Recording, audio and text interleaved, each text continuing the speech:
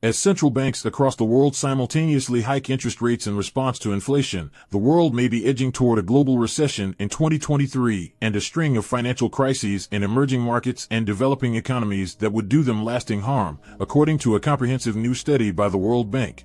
Central banks around the world have been raising interest rates this year with a degree of synchronicity not seen over the past 5 decades, a trend that is likely to continue well into next year, according to the report. Yet the currently expected trajectory of interest rate increases and other policy actions may not be sufficient to bring global inflation back down to levels seen before the pandemic. Investors expect central banks to raise global monetary policy rates to almost 4% through 2023, an increase of more than 2 percentage points over their 2021 average. Welcome to Savvy Economists. Today in this video, we will be discussing the increased risk of recession by 2023 as interest rates hikes and the global economy keeps plummeting downstream. As we go into the video, don't forget to hit the like button, subscribe and leave your comments. The World Bank has warned that leading central banks risk sending the global economy into a devastating recession next year if policymakers raise interest rates too high over the months ahead and stress financial markets. The Washington-based organization called on monetary authorities in the big economies to coordinate their actions to reduce the overall amount of tightening. Central banks, led by the U.S. Federal Reserve, have embarked on a series of aggressive rate rises over the course of 2022 in a bid to tame inflation that is at, or close to, double figures in several advanced economies for the first time in decades. Energy and food prices have surged following Russia's invasion of Ukraine in late February, triggering a cost of living crisis. To avoid letting inflation rip, the World Bank urged governments to provide targeted relief to vulnerable households instead of relying on tighter monetary policy.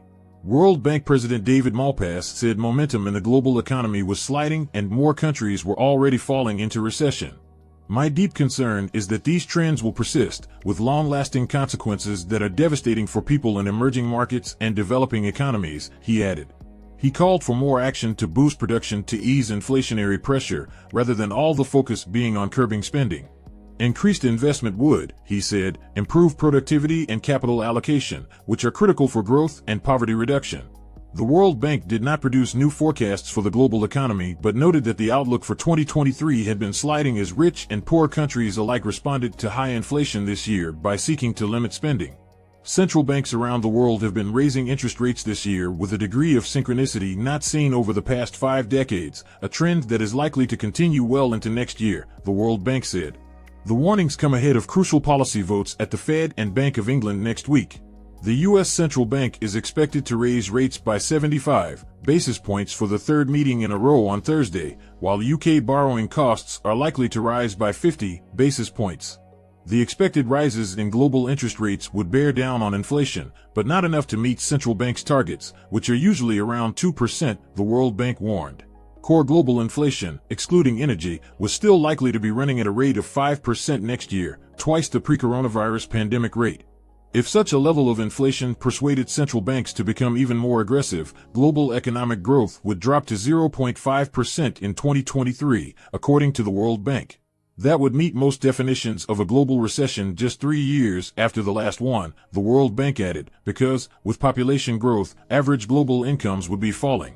In its modeling, the bank said there needed to be some tightening of monetary policy, but this should be accompanied by every effort to ease bottlenecks both internationally and domestically to allow production to increase without stoking inflation.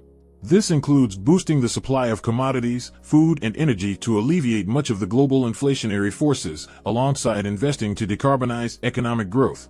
The bank's findings have been echoed by former IMF chief economist Maurice Obstfeld, now a senior fellow at the Peterson Institute for International Economics. Just as central banks, especially those of the richer countries, misread the factors driving inflation when it was rising in 2021, they may also be underestimating the speed with which inflation could fall as their economies slow, said Obstfeld, urging them to be less zealous in raising interest rates. By simultaneously all going in the same direction, they risk reinforcing each other's policy impacts without taking that feedback loop into account, he added. This highlights the unusually fraught circumstances under which central banks are fighting inflation today. Several historical indicators of global recessions are already flashing warnings. The global economy is now in its steepest slowdown following a post-recession recovery since 1970. Global consumer confidence has already suffered a much sharper decline than in the run-up to previous global recessions. The world's three largest economies, the United States, China, and the Euro area, have been slowing sharply. Under the circumstances, even a moderate hit to the global economy over the next year could tip it into recession. Relying on insights from previous global recessions to analyze the recent evolution of economic activity and present scenarios for 2022 to 24. A slowdown, such that the one now underway, typically calls for a counter-cyclical policy to support activity. However, the threat of inflation and limited fiscal space are spurring policymakers in many countries to withdraw policy support even as the global economy slows sharply.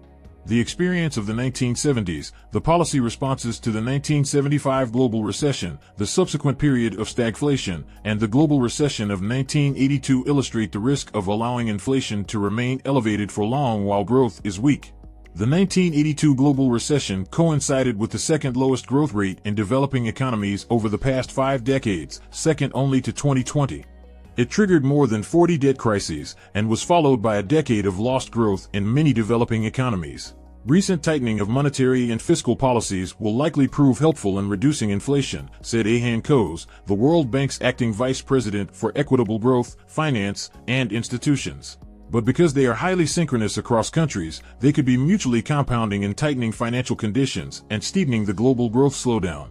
Policymakers in emerging markets and developing economies need to stand ready to manage the potential spillovers from globally synchronous tightening of policies. Central banks should persist in their efforts to control inflation, and it can be done without touching off a global recession. But it will require concerted action by a variety of policymakers. Central banks must communicate policy decisions clearly while safeguarding their independence. This could help anchor inflation expectations and reduce the degree of tightening needed. In advanced economies, central banks should keep in mind the cross-border spillover effects of monetary tightening. Emerging markets and developing economies should strengthen macro-prudential regulations and build foreign exchange reserves. Fiscal authorities will need to carefully calibrate the withdrawal of financial support measures while ensuring consistency with monetary policy objectives. The fraction of countries tightening fiscal policies next year is expected to reach its highest level since the early 1990s. This could amplify the effects of monetary policy on growth.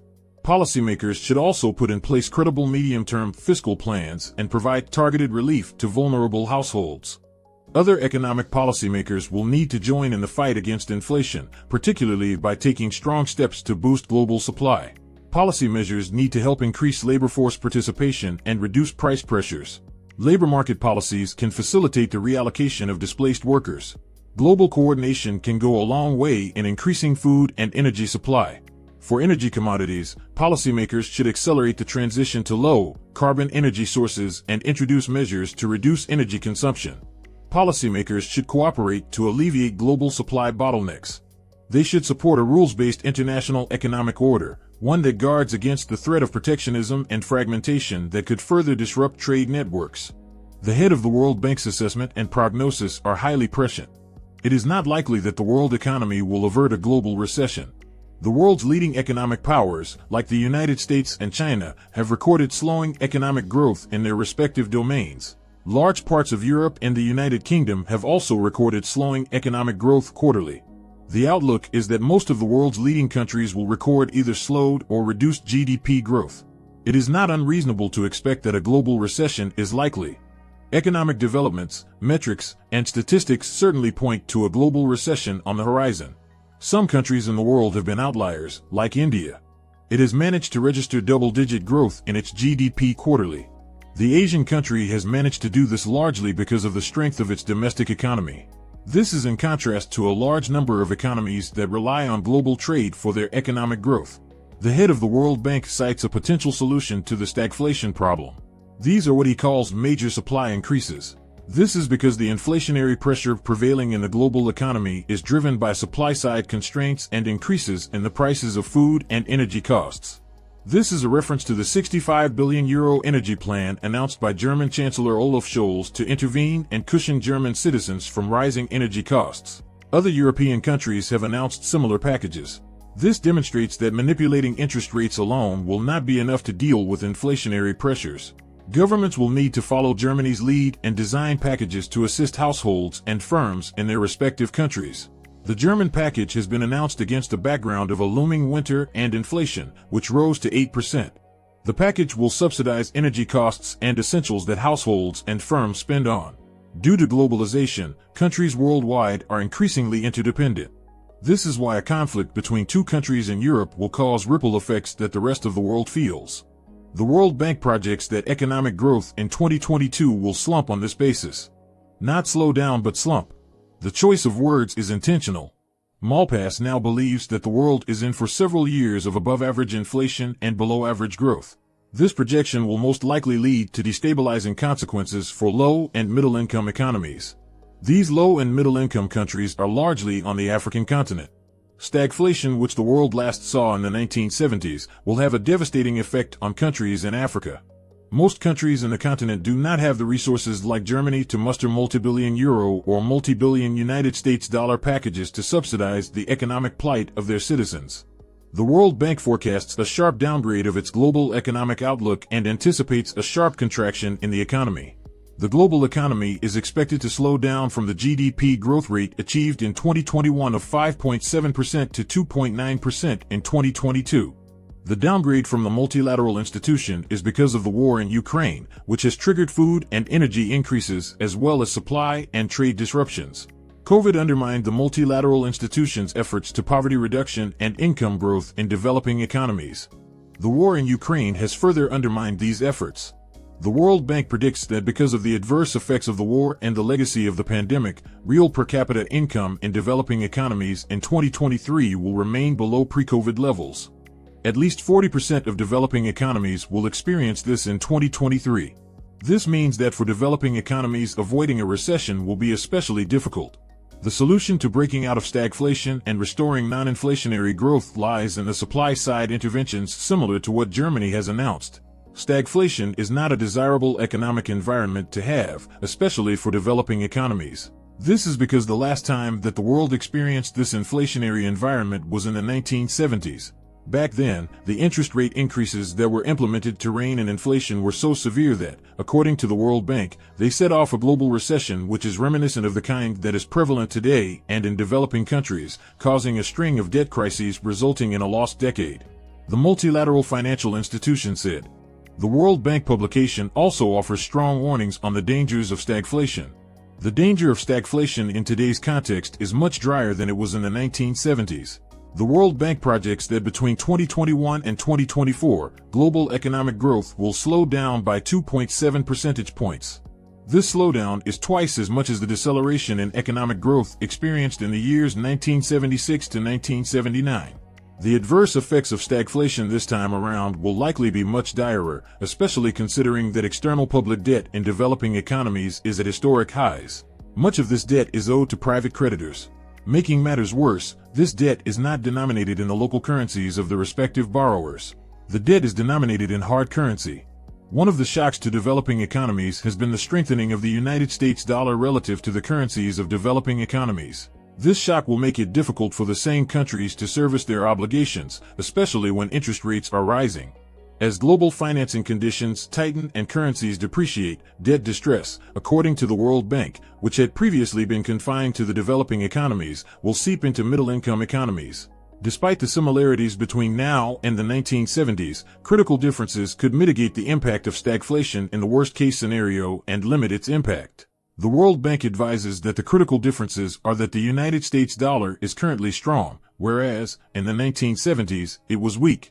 Secondly, the 1970s were characterized by rising oil prices which quadrupled in the mid-1970s and doubled from the late 1970s to the early 1980s. Currently, oil prices, when adjusted for inflation, are a fraction of what they were in the early 1980s. Financial institutions today have much stronger balance sheets than they did in the 1970s, which would make them better positioned to handle default and credit risk shocks.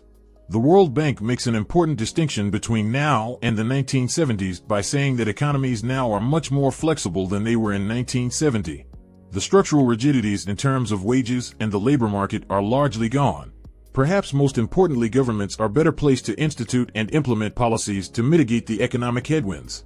We hope they would be an immediate and lasting solution to the slumping economy, or else we would be in a collapse far worse and to a greater degree than has been seen in recent times. Do you think we are already in a recession and would be entering an even greater one by 2023, or are the values been manipulated to make it seem like things are not as serious as they sound?